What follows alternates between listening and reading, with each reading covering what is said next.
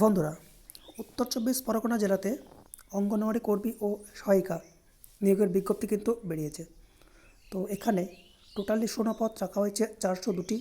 এর মধ্যে বনগাঁতে রয়েছে 129টি, হাড়োয়াতে 23টি, মিনাখাতে রয়েছে 21টি, সন্দেশখালী 2 নম্বরে রয়েছে 47টি, হাবড়া 2 নম্বরে রয়েছে 16টি, বসিরহাট 1 নম্বরে 44টি, বরানগরে 39টি, বনগাঁ গ্রামীণে রয়েছে 30টি এবং বনগাঁ শহরেতে 1টি।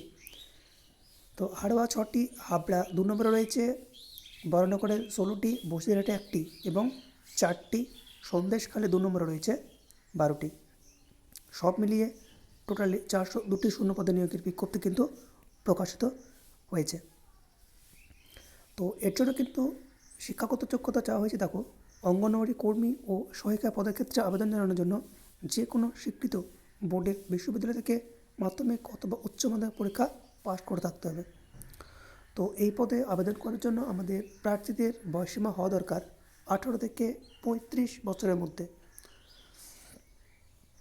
তো নিয়োগ পদ্ধতি লিখিত পরীক্ষা এবং ইন্টারভিউর মাধ্যমে যোগ্য প্রার্থীদের নিয়োগ করা হবে।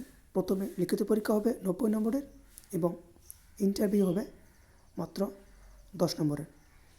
তো এই পরীক্ষায় সিলেবাস সম্বন্ধে জানিয়ে দিই।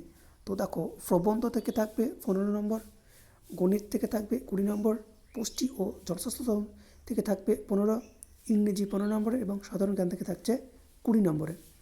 তো বন্ধুরা, এই পদের আবেদন শুরু হয়েছে 25 জুলাই থেকে, আবেদন চলবে 25 আগস্ট।